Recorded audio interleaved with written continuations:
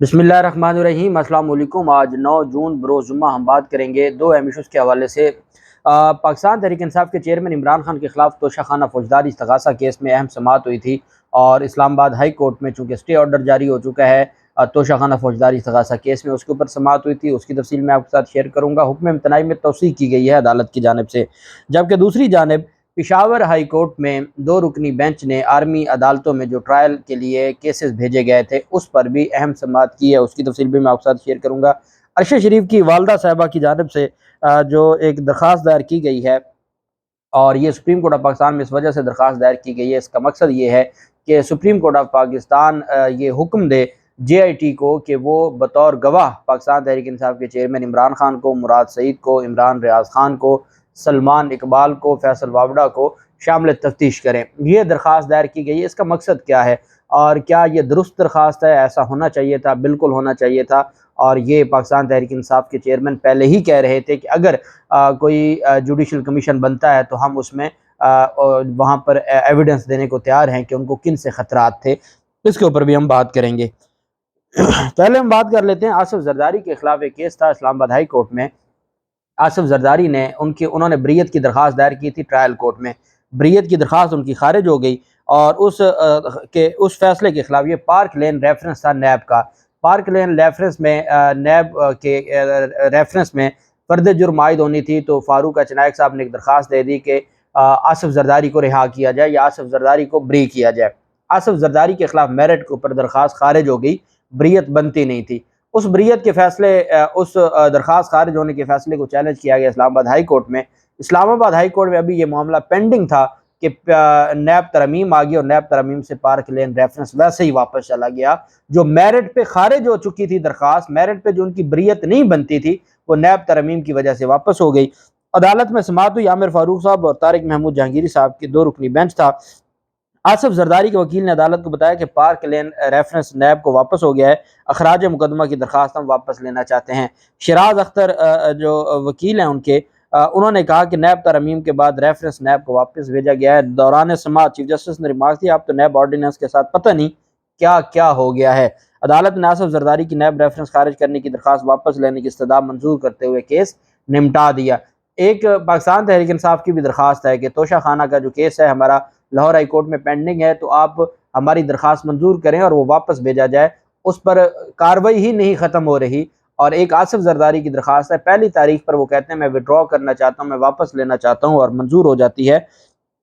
समाअत के दौरान आसिफ जरदारी के वकला अदालत में पेश हुए और अदालत को बताया गया। अब असल चीज़ ये थी कि अदालत अगर इसमें ये पूछ लेती कि आसिफ जरदारी के खिलाफ जो नैब रेफरेंस वापस हुआ है, क्योंकि बरीयत के ऊपर तो उनका केस बड़ा मजबूत था, उनके खिलाफ केस, तो किसी और प्रॉपर फोरम को भेजा गया या नहीं भेजा गया, या किसी और को मार्क हुआ है या नहीं हुआ। चूँकि सारे केसेस वापस गए और वो जो रिकॉर्ड रूम है नैब का वहाँ चले गए।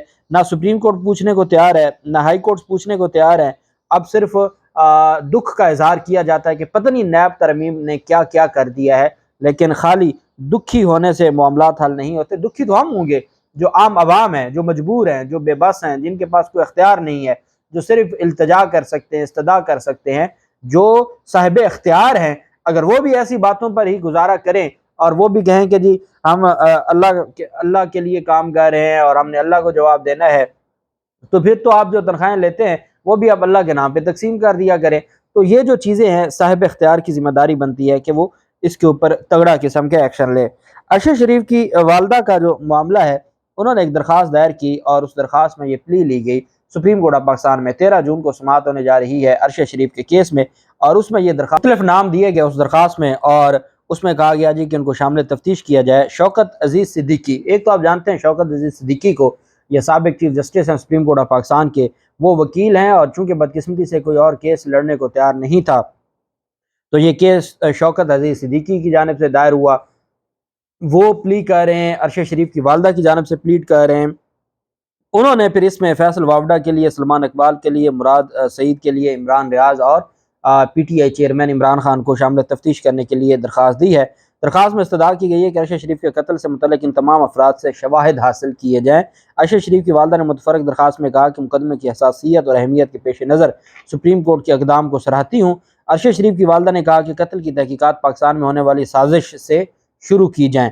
کئی افراد نے ارشد شریف کے قتل کی سازش کے بارے میں جاننے کا دعویٰ کیا ہے۔ انہوں نے کہا ہے کہ فیکٹ فائنڈنگ کمیٹی کی رپورٹ اور نہ ہی جے آئی ٹی کی رپورٹ ہمیں فراہم کی گئی ہے۔ سپریم کورٹ سے استدعا کی گئی ہے کہ جے آئی ٹی سربراہ کو 5 افراد کو تحقیقات میں شامل کرنے کا حکم دے، ساتھ ہی عدالت جے آئی ٹی کی رپورٹس بھی فراہم کرے۔ اب اس میں جو الفاظ استعمال کیے گئے ہیں، ان کی والدہ کی جانب سے شوکت عزیز صدیقی نے یہ درخواست دائر کی ہے، اور اس میں کہا گیا ہے the following persons have made claims, کہ ان کا یہ دعویٰ تھا کہ ان کے نالج میں تھا جو سازش ہوئی تھی ارشد شریف کے خلاف، کہ ان کو کون تھریٹ کرتا تھا، اور ارشد شریف ان کو اپنے انفارمیشن بھی دیتے تھے، مراد سعید ہو گئے، عمران نیاز خان ہو گئے، تو ان کو انفارمیشن بھی دیتے تھے۔ فیصل واوڈا نے بھی بہت دفعہ کہا کہ مجھے پتہ ہے کہ کون کہاں انوالو تھا۔ پاکستان تحریک انصاف کے چیئرمین عمران خان نے کہا کہ ان کو اتنا زیادہ خطرہ تھا، اور اس خطرے کی وجہ سے میں نے ہی کہا تھا کہ آپ ملک سے چلے جائیں، آپ کے لیے یہاں رہنا پاسبل نہیں ہے، کیونکہ ان کو خطرہ تھا۔ تو ڈیفینیٹلی جن سے خطرہ تھا ان کے حوالے سے پہلے بھی درخواستیں ہو چکی ہیں، اور پہلے بھی جو کارروائی کے لیے کہا جا چکا ہے۔ تو کہتے ہیں جی کہ that following persons have made claims with all certainty to this effect therefore they need to be joined in investigation to collect evidence against the real, جو اصل ملزمان ہیں ان تک پہنچنے کے لیے ان سے بھی ایویڈنس لی جائے، اور یہ کلیکشن آف ایویڈنس کے لیے ہے۔ اور جب بھی کسی کو بھی آپ نے بطور گواہ کے طور پر بھی شامل کروانا ہوتا ہے تو آپ اس کے لیے بھی درخواست دیتے ہیں۔ تو یہاں جو ایک بات کی جا رہی تھی کہ ارشد شریف کی والدہ نے عمران خان کو شامل تفتیش کے لیے کہہ دیا یا فلاں کو کہہ دیا، تو وہ شامل تفتیش سے مراد یہ نہیں ہے کہ وہ الزام لگا رہی ہیں۔ شامل تفتیش سے یہ مراد ہے کہ وہ بطور گواہ ایویڈنس کے لیے، مراد سعید نے کہا تھا کہ مجھے جب بلایا جائے گا تو میں بتاؤں گا، اور پاکستان تحریک انصاف کے چیئرمین نے کہا تھا کہ سپریم کورٹ جوڈیشل کمیشن بنا دے، اس کے سامنے تفصیلات رکھ دیں گے۔ تو اب یہ معاملہ سپریم کورٹ کے پاس ہے، اور ان کی والدہ کی جانب سے چونکہ شوکت عزیز صدیقی ہیں، وہ اس طرح کے معاملات کرتے رہیں گے، لیکن ان کی والدہ کی جو نیک نیتی ہے وہ صرف یہ ہے کہ، اور وہ لے مین ہے، ان کو اتنا اندازہ بھی نہیں ہے ان چیزوں کا، تو انہوں نے صرف یہ سمجھتے ہوئے کہ کلیکشن آف ایویڈنس کے لیے یہ درخواست دی ہے، اور اس میں کوئی ایسی بات نہیں ہے۔ پاکستان تحریک انصاف کے چیئرمین عمران خان کے خلاف توشہ خانہ فوجداری استغاثہ، یہ وہ کیس ہے جس میں عامر فاروق صاحب نے اسٹے آرڈر جاری کیا تھا، اور ابھی پھر عامر فاروق صاحب کے پاس ہی یہ کیس لگا ہے، اور پاکستان تحریک انصاف کے چیئرمین نے یہ درخواست دائر کی تھی کہ یہ استغاثہ ناقابل سماعت ہے۔ الیکشن کمیشن کی جانب سے جو استغاثہ دائر کیا گیا ہے، ایک تو یہ پراپر فائلنگ نہیں ہوئی، اور جو اس میں کمپلینٹ ہے وہ جو اس کے پاس اختیار نہیں تھا ایسا استغاثہ فائل کرنے کا، ٹائم بارڈ ہے یہ استغاثہ، اور بھی مختلف پوائنٹس لے کر اس استغاثے کے قابل سماعت ہونے پر درخواست دائر کی تھی، اور نیچے ڈسٹرکٹ جج نے وہ درخواست خارج کر دی تھی، ایڈیشنل ڈسٹرکٹ اینڈ سیشن جج نے، اور اس کے خلاف اپیل فائل کی گئی تھی اسلام آباد ہائی کورٹ میں، اور چیف جسٹس عامر فاروق صاحب نے سماعت کی۔ پاکستان تحریک انصاف کے وکیل خواجہ حارث عدالت کے سامنے پیش ہوئے، جبکہ الیکشن کمیشن کے وکیل امجد پرویز بھی عدالت کے سامنے پیش ہوئے۔ امجد پرویز صاحب کی جانب سے یہ استدعا کی گئی کہ جی آج ہی اس کیس کو ڈیسائیڈ کیا جائے۔ پاکستان تحریک انصاف کے چیئرمین عمران خان نے کہا کہ ان کے وکیل نے کہا کہ ٹرائل کورٹ کے خلاف کارروائی کے خلاف ہم نے درخواست دائر کر رکھی ہے۔ خواجہ حارث صاحب نے کہا کہ آئندہ ہفتے تک کیس ملتوی کرنے کی استدعا ہے۔ وکیل الیکشن کمیشن امجد پرویز صاحب نے کہا کہ عدالت نے ٹرائل کورٹ کی کارروائی کو روک رکھا ہے، اگر یہ وقت مانگ رہے ہیں تو مجھے کوئی اعتراض نہیں ہے، عدالت ٹرائل کورٹ کو کارروائی سے روکنے کا حکم واپس لے لے۔ الیکشن کمیشن کے وکیل نے ٹرائل کورٹ کو کارروائی سے روکنے کا حکم واپس لینے کی استدعا کی۔ وکیل الیکشن کمیشن نے کہا کہ عدالت اسٹے ختم کر کے ٹرائل کورٹ کو حتمی فیصلہ جاری کرنے سے روک سکتی ہے، عدالت سے اسٹے ختم کرنے کی استدعا ہے۔ وکیل خواجہ حارث صاحب نے کہا کہ میں نے ٹرائل کورٹ کے دائر اختیار سے متعلق بھی درخواست دائر کر رکھی ہے۔ وکیل الیکشن کمیشن نے کہا 6 ہفتے تک کا وقت دیا گیا تھا، ابھی تک ٹرائل کورٹ کی کارروائی رکی ہوئی ہے۔ دوسری جانب ڈسٹرکٹ الیکشن کمشنر کی جانب سے دائر توشہ خانہ کیس کی سماعت ہوئی۔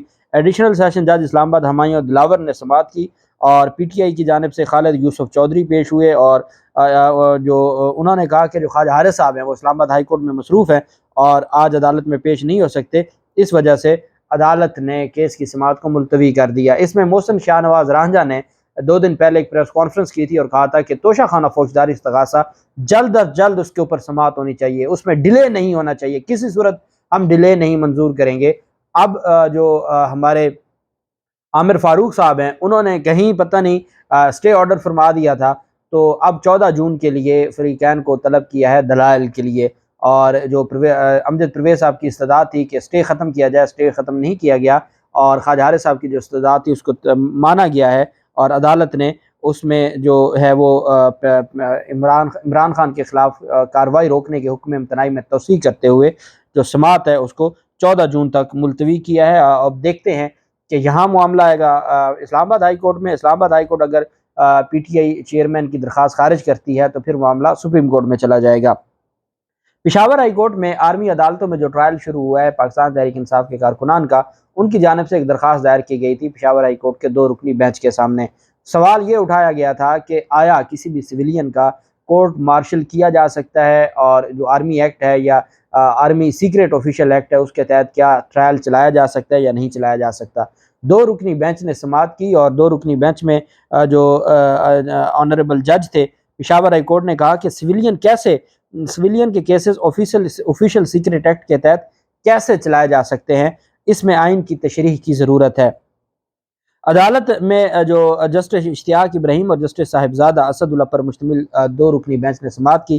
وکیل درخواست گزار فیصل نے کہا کہ 9 اور 10 مئی کے واقعات میں نامزد 7 ملزمان کو ملٹری کے حوالے کیا گیا ہے۔ سویلین کے مقدمات ملٹری کورٹ میں نہیں چلائے جا سکتے۔ 23ویں ترمیم کے بعد سویلین کا ٹرائل ملٹری کورٹ میں نہیں ہو سکتا۔ جسٹس اشتیاق ابراہیم نے کہا کہ آفیشل سیکریٹ ایکٹ میں تو کورٹ مارشل ہوتا ہے، سویلین کے کیسز آفیشل سیکریٹ ایکٹ کے تحت کیسے چلائے جا سکتے ہیں، اس میں آئین کی تشریح ہونی ہے۔ وکیل اے جی دانیال نے کہا کہ پہلے ایف آئی آر میں آرمی ایکٹ شامل نہیں ہے۔ ڈسٹرکٹ پبلک پروسیکیوٹر آفیسر اس حوالے سے اپنی رائے دے چکا ہے۔ اس پر عدالت نے کہا کہ آپ تیاری کر کے ہیں، 13 جون کو اس کیس کو تفصیل سے سنیں گے، اور 13 جون کو نوٹس بھی جاری کر دیتے ہیں دوسرے فریق کو بھی، وہ بھی آ جائیں۔ 13 جون کو ہم سن کے پھر اس کے اوپر فیصلہ دیں گے، اور اس میں جو آئین کے اہم آرٹیکل ہیں ان کی تشریح کرنی ہے کہ کیا ایک سویلین کا جو حالانکہ تشریح سپریم کورٹ آف پاکستان کر چکی ہے، لیکن چونکہ مزید عدالت نے اس معاملے کو دیکھنا ہے نئے سرے سے، تو عدالت نے کہا کہ ہم اس چیز کو دیکھ لیتے ہیں۔ 13 جون کے لیے سماعت کو ملتوی کیا ہے، اور امید ہے پشاور ہائی کورٹ کی جانب سے یہ ساری چیزیں دیکھی جائیں گی۔ اللہ پاک پاکستان کا حامی و ناصر ہو۔ بہت شکریہ۔ اللہ حافظ۔ پاکستان زندہ باد۔